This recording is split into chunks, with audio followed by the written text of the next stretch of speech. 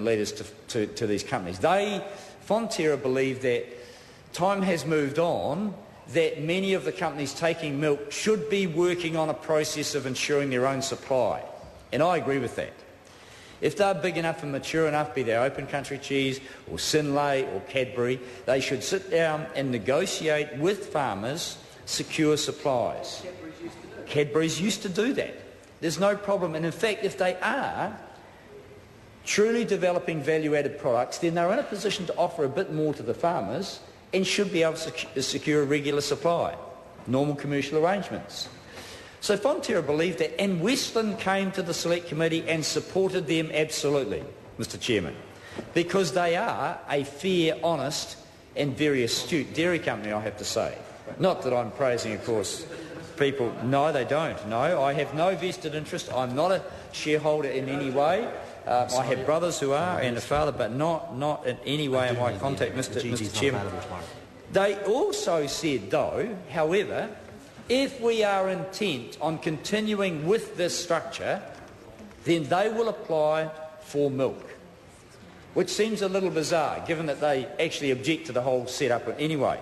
But they said it is in their commercial interests, and they have an obligation to their shareholders to maximise the return, that they can ring up Fonterra and ask for tankers of milk to be supplied in Hokitika. Now, of course, they'll pay for transport, but it's still worthwhile them doing that, Mr Chairman, because being able to square your supply curve, that is, fill in the gaps and get consistent supply into your factories, Mr Chairman, is invaluable in any large processing structure, Mr Chairman. Mr Chairman, it is invaluable. Thank you, Mr Chairman. It is invaluable, and there's a value in that that had not been assessed by Fonterra or those purchasing.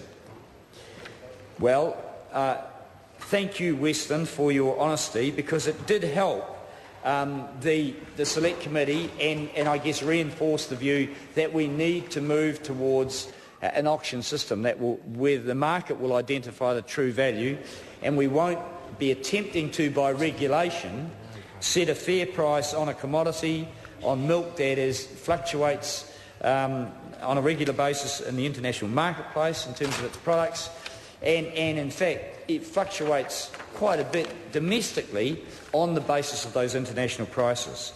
So I hope that Westland doesn't have to continue to access milk from Fonterra, because it will be a transfer of wealth from Fonterra to Western shareholders. Maybe that's quite a good thing, actually, but anyway, I have to thank them for their submission. Mr Chairman, there were a number of other submissions, one from Federated Farmers, that I have to say was fairly consistent. They still believe that the market will deliver everything without regulations. I think it's a little naive of them. But they do understand that there was a dilemma. Their farmer shareholders and members were searching for and seeking a resolution to this. I have to tell them that they're getting it a year later than they should have done because of the national government, because of procrastination, and that is unfortunate. It's not because the Select Committee sat on its hands, because we moved immediately, we heard submissions, we processed this as quickly as we could, and I think, Mr Chairman, we've done a pretty good job with it. Can I just refer to one other submission from Open Country Cheese, Mr Chairman, a large and growing company in this country. They have concerns. They, of course, have enjoyed the benefits of accessing the milk. I think they're prepared to accept that an auction system will be the fairest way of them moving forward. But they have views too around the capital restructure of Fonterra, the next step that we'll see in this House, and how it might lock farmers, they think, into Fonterra. Now, that is not the intention of this House, and it wasn't in 2001 when we passed the legislation. Farmers need to be able to come and go. Land use needs to be able to change. Although, in my humble opinion, there is a loss of value to this country of continued land use change and a waste of capital. But we'll look at that. I think we'll look at that in hindsight. If that minister there gets his way, of course, Fonterra will be on the stock market.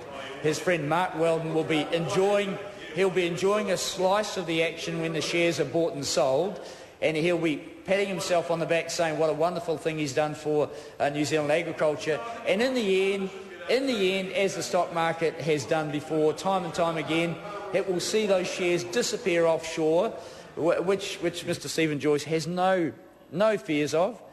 Doesn't worry him who owns New Zealand, as long as there's someone around making a slice on the transactions as those shares come in and out. Mr. Speaker, that is the warning that I have, in the detail that we've worked through as a select committee on this legislation. We have done so because the chairman, the members on the committee, are firmly of the view that we're doing this to improve the situation for the dairy industry, in the belief that it will remain in New Zealand hands. And if we are, and I think we've checked and double-checked, if we are making a mistake by bringing in an auction system that will better facilitate, I guess, the capital restructuring and allowing shares to be traded on the stock market, then I would not vote for this piece of legislation.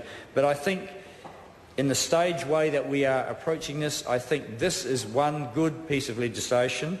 And the technical details in this, Mr. Chairman, which I haven't dwelt on too much, I have to say, even though this is committee stages, I think they are all sound.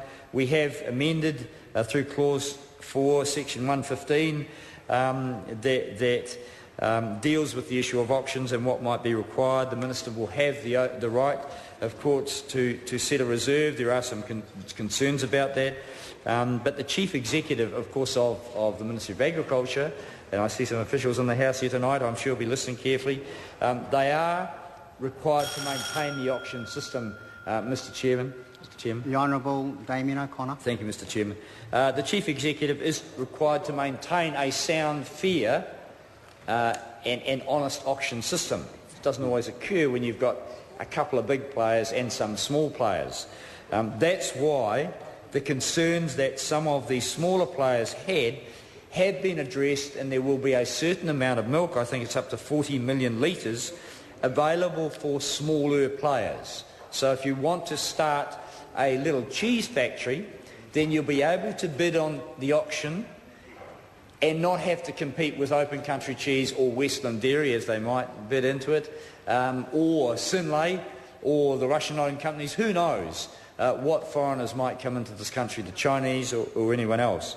So protecting opportunities for small, innovative, entrepreneurial New Zealanders has been protected with the setup that we've had here, Mr. Speaker, and the changes that we've done.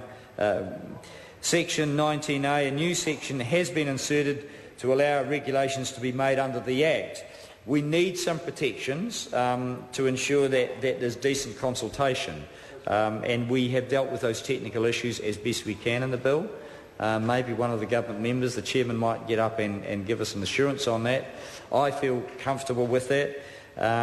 We've got to make sure that the Regulations Disallowance Act does apply, and that we, as I say, can have a fair and honest auction system. Mr. Chairman, I'll thank you.